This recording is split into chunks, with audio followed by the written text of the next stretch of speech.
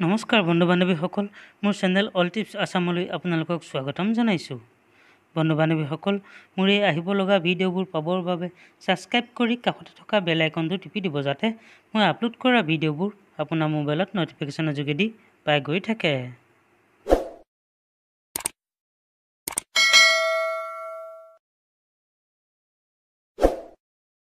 বন্ধু বান্ধৱীসকল, আজি মই কথা পাতিম আপোনাৰ ৰাশিৰ ইষ্টদেৱ কোন। বন্ধুসকল, আপোনাৰ ৰাশি যিয়ে নহওক, আপুনি আপোনাৰ ইষ্টদেৱৰ বিষয়ে নাজানে তেন্তে আপুনি সঠিক স্থানত উপস্থিত হৈছে। আপোনাৰ প্ৰিয় দেৱতাক কেনেকৈ চিনাক্ত কৰি তেওঁক পূজা কৰি আপোনাৰ ভাগ্যৰ পৰা দোষ আঁতৰাই সুখ আনিব পাৰি, সেই বিষয়ে ক'বলৈ ওলাইছোঁ। বন্ধুসকল, আপোনাৰ ৰাশিৰ নিয়ন্ত্ৰণ হওক বা নহওক, আমি তেতিয়াও ক'ম আপোনাৰ প্ৰিয় দেৱতা কোন, কোন দিনত আপোনাৰ জন্ম হৈছিল আৰু কোন মাহত আপোনাৰ জন্ম হৈছিল। যদি আপুনি সেই সকলোবোৰ জানে তেন্তে ভাল, যদি নাজানে তেন্তে এইবোৰ কোনো এটা তথ্য জানিলে ভাল। বন্ধুসকল, জীৱনত সংগ্ৰাম এক অবিৰত প্ৰক্ৰিয়া, সকলোৰে ইয়াৰ মাজতে পাৰ হ'ব লাগিব।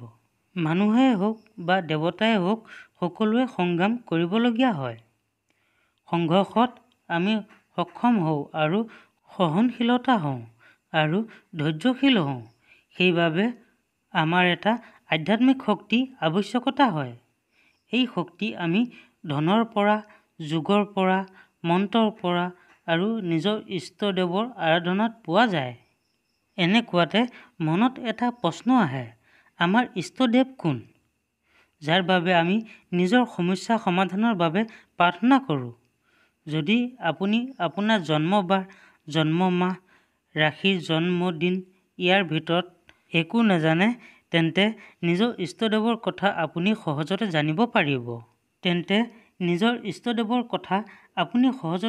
পাৰিব।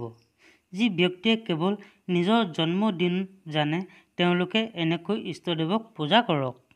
বন্ধুসকল, যদি ৰবিবাৰে জন্ম লৈছে তেন্তে সূৰ্যদেৱক পূজা কৰক, আৰু সোমবাৰে যদি জন্ম লৈছে তেন্তে শিৱ বাবাক পূজা কৰক।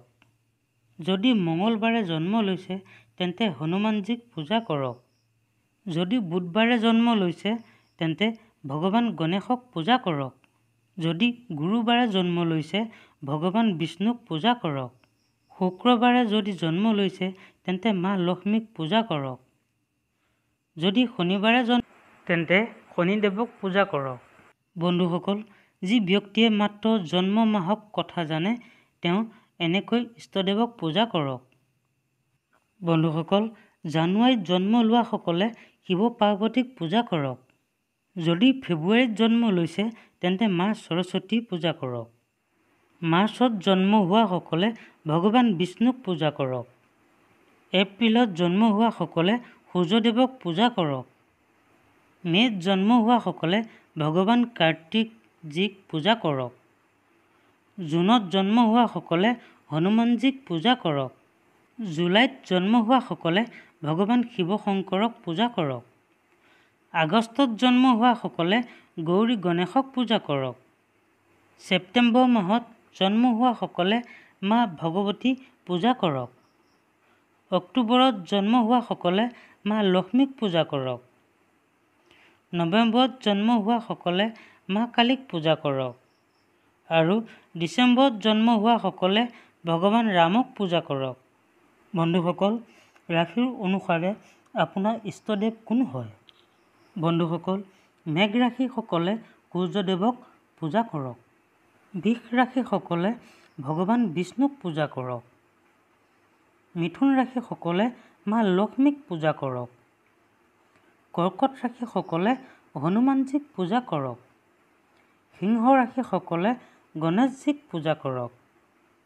কন্যা ৰাশিসকলে মা কালীক পূজা কৰক।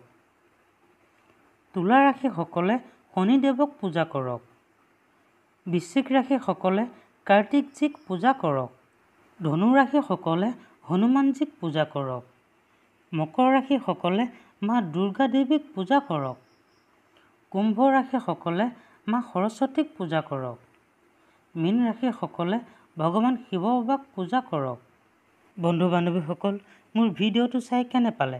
যদি ভাল পাইছে লাইক কৰিব, শ্বেয়াৰ কৰিব আৰু ছাবস্ক্ৰাইব কৰিব। আজিলৈ ইমানকে কৈ মোৰ চেনেলৰ পৰা বিদায় লৈছোঁ। ধন্যবাদ।